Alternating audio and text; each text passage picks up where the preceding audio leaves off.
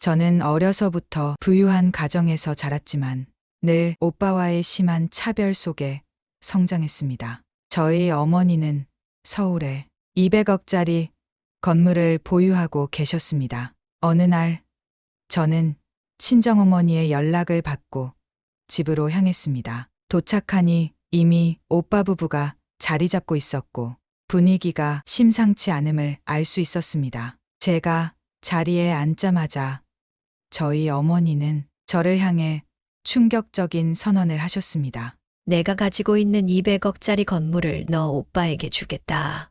현재 가치가 200억이지만 서울 중심가에 위치한 덕에 매년 건물 가격은 오르고 있는 상태였습니다. 이런 건물의 증여를 나와 한마디 상의도 없이 하시다니 섭섭함이 밀려왔습니다. 나도 이제 늙었고 너희 오빠가 나를 평생 모시고 살기로 했다. 그러면서 내 삼시세끼도 다 오빠네가 차려준다고 했고 생활비도 다달이 준다고 했다. 효도 계약서도 쓸 거다. 평생을 부모님에게 오빠와 많이 차별을 받고 자랐던 터라 제가 아무리 말해봤자 어머니는 저의 말을 듣지 않을 것을 알았기에 바로 알겠다 하고 포기했습니다. 얼마 후 오빠가 건물을 먼저 증여받고 싶다고 해서 친정엄마는 계약서도 없이 건물을 먼저 증여했습니다. 그러고 나서는 오빠는 아니 부모, 자식 간에 무슨 계약서를 쓰냐?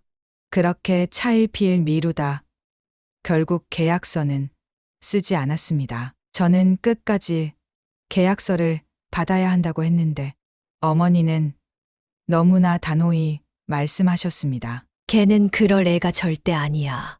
너무 착한 아이라서 그런 계약서 받을 필요가 없다. 계속 설득을 하던 저도 결국 포기했습니다. 엄마가 그럼 알아서 해. 오빠가 건물도 받았는데 당연히 돌아가실 때까지 돌봐드리겠지.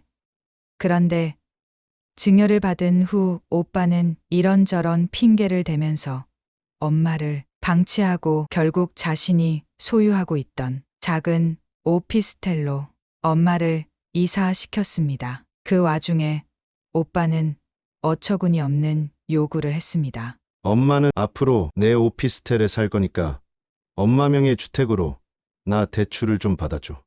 어머니가 주택 대출은 안 된다고 거절하자 얼마 후 오빠는 갑자기 엄마가 사는 곳으로 찾아와서 내 오피스텔에서 당장 나가.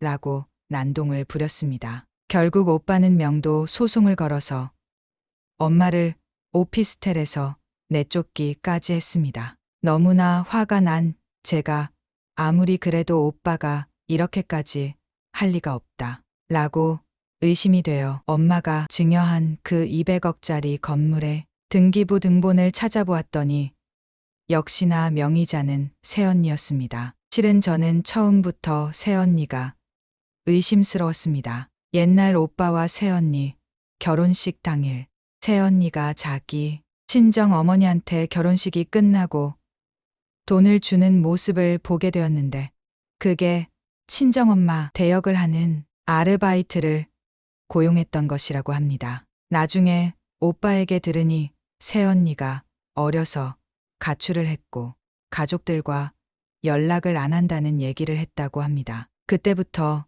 뭔가 이상하긴 했는데 이번에 어머니에게 효도 계약서 얘기를 하면서 200억 건물을 달라고 오빠를 살살 부추겼던 사람도 새언니였다는 겁니다. 그러면서 결국 그 건물 명의를 자기 이름으로 해놨던 겁니다. 친정엄마는 결국 오빠의 오피스텔에서 쫓겨나 어머니 소유의 주택으로 다시 들어갔습니다. 그런데 몇 달 뒤에 엄마 집으로 가압류 처분 통지서가 날아왔고 그 때문에 집이 난리가 났습니다. 알고 봤더니 오빠 부부가 어머니 몰래 대출을 받아 갚지 않은 것이었죠. 그래서 제가 오빠 뭐야 빨리 대출 갚아 했더니 야, 그 대출금은 다 엄마한테 쓴 거야.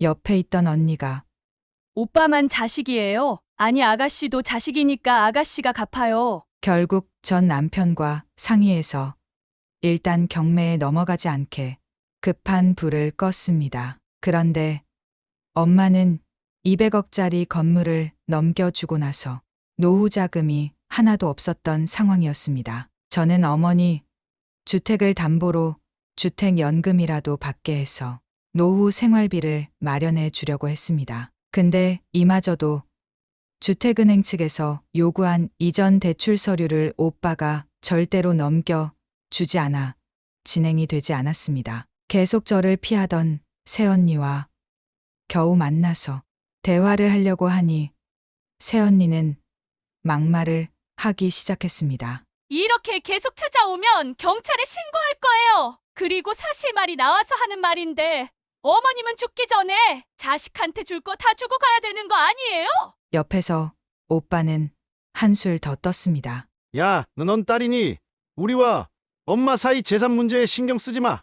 제가 너무 억울해 전문가를 찾아가 조언을 구했더니 효도 계약서만 썼으면 문제가 없는데 그게 참 아쉽다고 합니다. 여러분은 저희 집 이야기에 대해 어떻게 생각하시나요? 자식이 나를 평생 돌보겠다는 말을 믿고 살아 계시는 동안 저희 어머니처럼 자식에게 다 넘겨주실 건가요? 아님 죽을 때까지 절대 자식에게 재산을 주지 않으실 건가요? 착한 자식들도 많지만 사람의 마음이 간사한지라 일단 손에 돈이 들어오면 저희 오빠처럼 태도가 바뀌어서 부모님을 나 몰라라 하는 자식이 많으니 참으로 무섭습니다. 저 또한 자식을 둔 엄마라 제 노후에는 과연 누구를 어디까지 믿어야 할지 벌써부터 걱정입니다. 많은 어르신들이